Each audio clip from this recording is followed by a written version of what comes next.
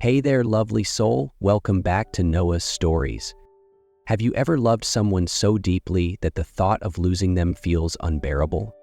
Today's story is a quiet, beautiful reminder that even in the darkest moments, healing can find us, often through the most unexpected people. Let's begin. Morning sunlight filtered through the trees, gently touching the porch lined with blooming bougainvillea. Birds chirped cheerfully on the rooftop as a soft breeze brushed against spotless glass windows. In a quiet little villa nestled in the suburbs, life moved like a gentle melody. Ethan, a gifted architect, always started his day with a warm cup of coffee, watching his wife Lily bustling in the kitchen and his little daughter Sophie darting around with laughter. To him, it wasn't just happiness, it was everything. Lily was the sunlight of their home, always smiling, always tender, and Sophie was the laughter, the little spark of joy. Ethan used to believe that nothing in this world could take his family away from him. But fate always arrives when we least expect it. It was a warm afternoon after a light rain. The streets still glistened with puddles scattered like broken mirrors, reflecting the soft sunlight. Lily, just off work, hurried to pick Sophie up from preschool, something she did every day with the same unshakable joy. Sophie, only 4 years old, ran into her mother's arms, giggling like wind chimes. Lily scooped her up, kissed her soft curls, and the two waved cheerfully at her teacher before heading to the car. No one knew it would be the last time Lily's smile lit up the world. On the drive home, a large truck lost control on a slippery curve. The screech of brakes pierced the air, followed by the crunch of metal shattering glass and the screams of nearby witnesses. Lily's car was struck from the side, rolling over and over before landing in stillness. By the time help arrived, Lily wasn't moving. She had passed away on the spot. But in the back seat, amid shattered glass and twisted seats, Sophie was still alive, trembling, bleeding from a cut on her forehead, clutching her teddy bear and crying without sound. From that moment on, the light in that home was gone, taking with it the laughter, the joy, and the heart of a father. Ethan arrived at the hospital in a panic. The moment he saw Lily's lifeless body, he collapsed, as if the entire world had fallen apart. He held her close, trembling, tears pouring down his face. "Why did you leave me? You promised we'd grow old together," he whispered through broken sobs. From that day forward, the villa became hauntingly silent. No more laughter in the kitchen, no tiny footsteps on the wooden floor, no soft morning music, only a heavy, lingering quiet that wrapped around every wall. Ethan stopped going to work. He didn't shave, he barely ate. Each day, he sat alone in the living room, in Lily's favorite chair, staring at a framed family photo on the shelf. Lily was still everywhere. Her clothes still hung in the closet. Her shoes waited by the door. Ethan couldn't let go. Every morning he woke, hoping it had all been a bad dream. And Sophie, she drifted through the house like a ghost. She didn't speak, she didn't play, she didn't cry, not in front of anyone. Only at night, in restless sleep, she whispered, "Mommy," barely louder than a breath. The grief in that house had no sound, but it was eating everything away, day by day, hour by hour. 2 years passed, but grief still clung to the villa like an old, stubborn fog. Ethan moved through life like a shadow. Sophie still wouldn't speak or smile. No matter how bright the spring sun or how golden the summer grass, inside the house, it was winter all year long. Grandma Rose, Ethan's mother, left her quiet village to stay with her son. Though her back ached and her hands trembled, she rose early every morning to cook, clean, and try to keep the household from completely falling apart. But her strength was wearing thin.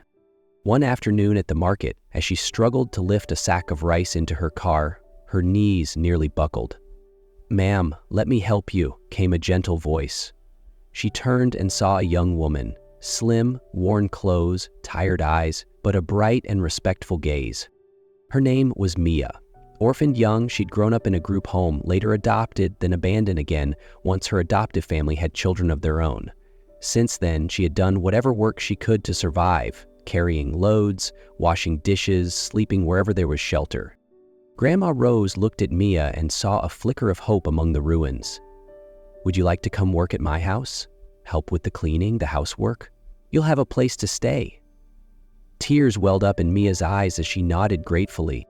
Grandma Rose didn't know if this was the answer, but a mother's heart whispered, "It's time to bring something new home." The next morning, just as the sun began to rise, Mia stood at the mansion gate with a worn cloth bag in hand. She wore her neatest dress, hair combed back, her face washed clean, though her eyes still carried traces of fatigue. When the gate opened, Grandma Rose gave her a gentle hug. "Welcome to your new home," she said. Mia stepped into the shaded courtyard, marveling at the quiet beauty of the place, but as she entered the house, she immediately sensed something heavy in the air, like grief soaked deep into every brick.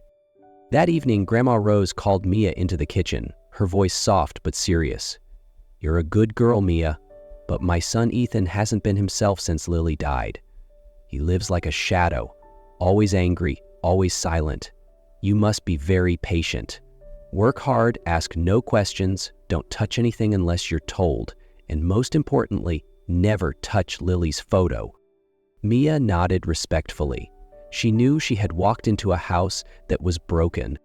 The next day, Grandma Rose said goodbye, returning to the village to care for Grandpa Ben. Before leaving, she hugged Mia and said, "Keep the house in order and be kind to them, even if they can't be kind to you yet."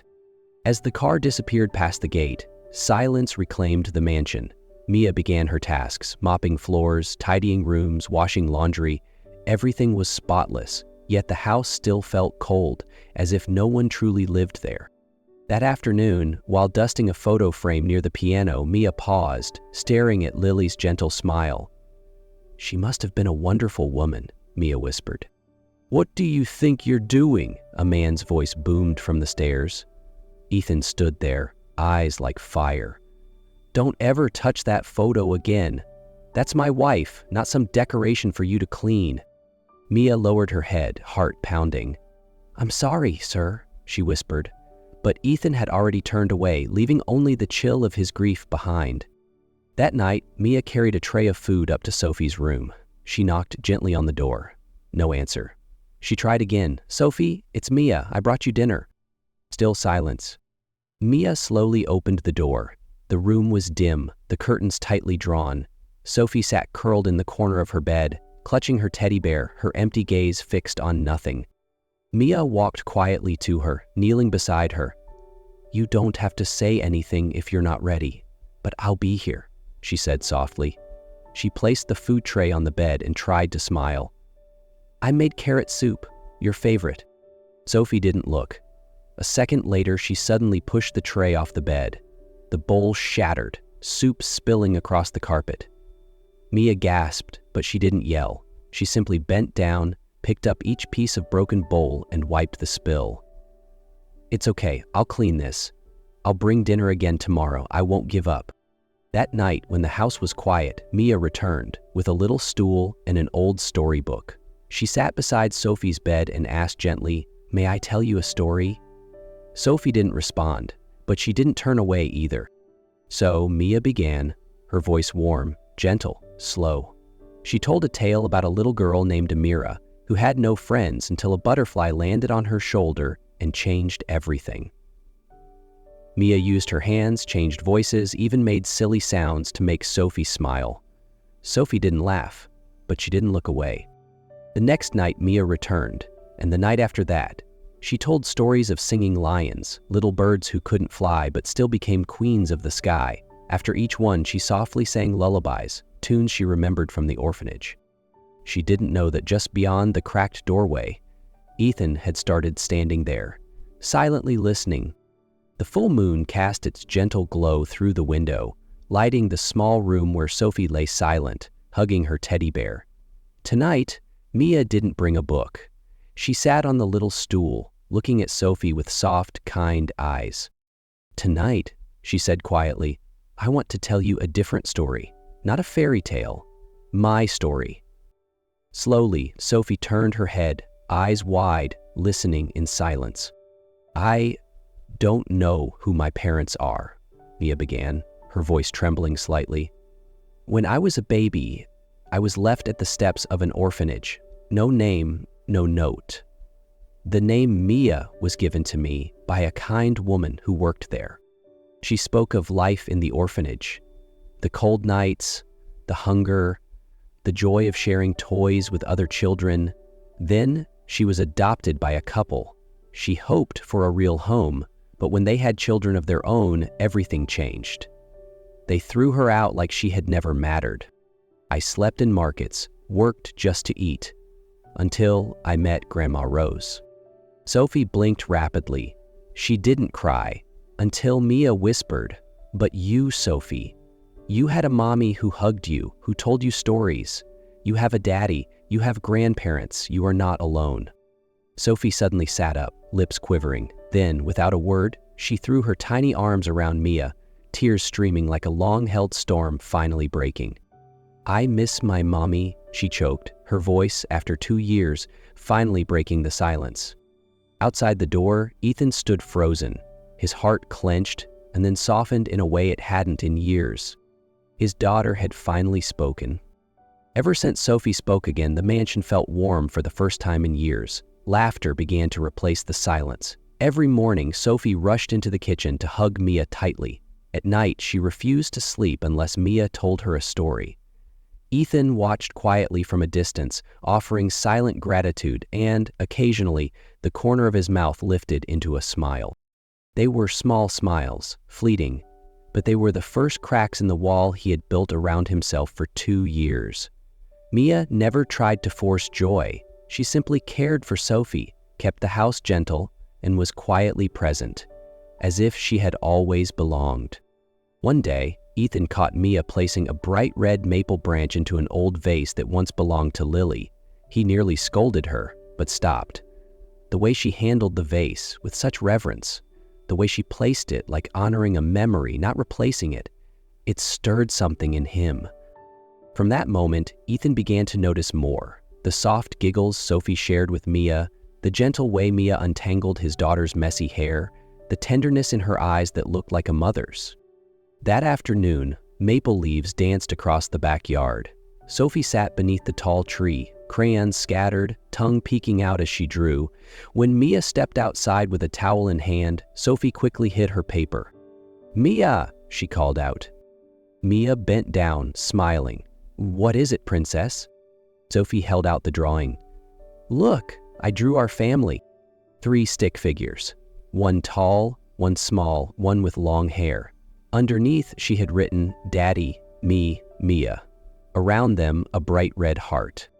Before Mia could speak, Sophie asked softly, "Will you marry my daddy?" Mia froze. "What?" she whispered. At that moment, Ethan stepped onto the porch to take a phone call, but stopped, hearing the question. "I want you to be my mommy," Sophie said.